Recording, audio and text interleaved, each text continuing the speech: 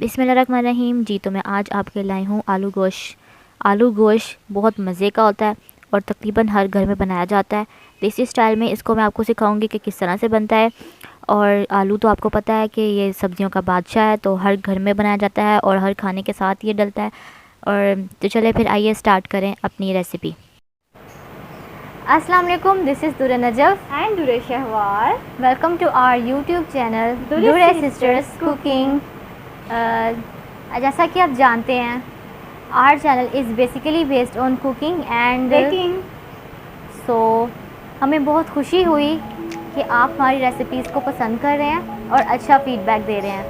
अगर आप हमारे चैनल पे न्यू हैं तो आप हमारे चैनल को सब्सक्राइब करें और बेल आइकन के बटन को दबाएं ताकि हमारी आने वाली हर न्यू वीडियो आप तक आसानी से पहुंच जाए।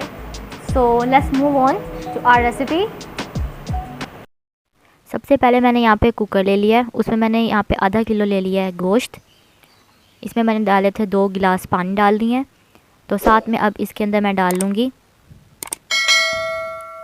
प्याज और लहसुन वगैरह डाल के। तो इसको मैं वेट लगाऊंगी 15 मिनट का। तो अब मैं आपको इसमें पहले ये बता देती हूँ कि मैंने प्याज कितने लिए हैं। प्याज मैंने ले लिया है 2 अदद, मीडियम साइज़ के मैंने यहाँ पे प्याज ले लिए हैं। तो साथ ही मैं इसमें डाल दूँगी लहसुन। ये मैंने तकरीबन 1 मीडियम साइज़ का लिया है। तो इसके साथ साथ अब मैं इसके अंदर डालूँगी टमाटर। ये भी मैंने 1 मीडियम साइज़ का ले लिया।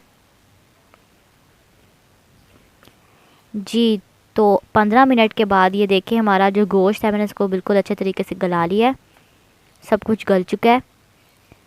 तो आइए फिर अपना गोश्त को मैं आपको दिखाती हूँ। पहले ये देखें, लहसुन, टमाटर और साथ में प्याज वगैरह सब कुछ ही अच्छे से गल चुका है। अब मैं इसको चम्मच की मदद से मैश करूँगी और जो ये पानी यखनी आपको दिखाई दे रही है, ये यखनी जो है ये अच्छे से हाई फ्लेम पे इसको सुखा लूँगी। अगर आप इसको निकालना चाहते हैं तो वो आपके ऊपर है, ऑप्शन है।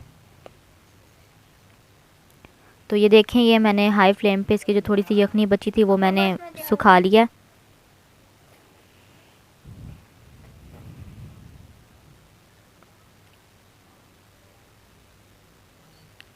जी तो ये देख सकते हैं आप, हमारी यखनी बिल्कुल हो चुकी है, सूख गई है। अब मैं इसमें डालूँगी मसाले।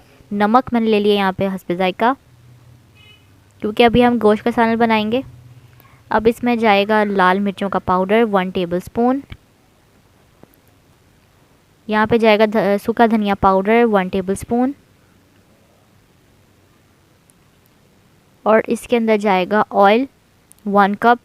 ये मैं इसी में निकाल रही हूँ, तो इसमें निकाल के मैंने डाल दी है। तो ऑयल के अंदर अब इसको अच्छे से हम भून लेते हैं। अब मैं इसके अंदर डालूँगी हल्दी पाउडर 1/2 टीस्पून। ये देखें हमारा सारा घी बाहर आ गया है। यहाँ पर मैं डालने लगी हूँ आलू। ये मैंने 3 मीडियम साइज़ के स्लाइसेस में काट लिए हैं, लंबे लंबे। ये आपके ऊपर है, आप जिस तरह के भी चाहते हैं डालें। अब हम इसको इस सालन के अंदर डाल के 2 मिनट के लिए मज़ीद भूनेंगे। इसको आपने सिर्फ 2 मिनट्स के लिए ही भूनना है, ताकि इसका जो कच्चापन है ना, कच्चेपन की जो जायका है वो इसका ख़त्म हो जाए। बाद में इसको ये देखें कितना खूबसूरत ये हमारा टेक्सचर आ रहा है। देखें घी भी कितना अच्छे से निकला हुआ है। तो ये देख सकते हैं, ये 2 मिनट के बाद हमारा जो है अच्छे से ये भुन चुका है। अब मैं इसके अंदर पानी ऐड करूँगी। ये पानी मैंने तकरीबन 1 गिलास ले लिया है।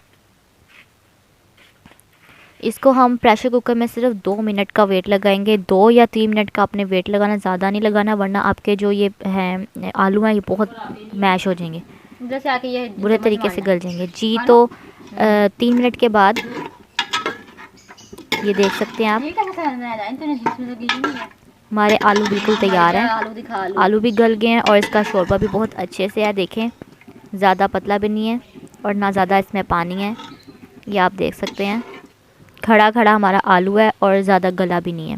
बड़ा सोना नज़र आ तो रहा है। अब मैं इसको 2 मिनट का पकाऊंगी। अब मैं इसके ऊपर ये डालूँगी गरम मसाला पाउडर, इससे इसका जायका बहुत अच्छा आता है। और साथ में इसके ऊपर धनिया डाल दूँगी। धनिया से भी इसका जायका बहुत मज़े का आता है शोरबे वाले सालन का। चलो बस, तो अब ये बिल्कुल तैयार है जी। तो मैंने इसको डिश आउट कर दिया है।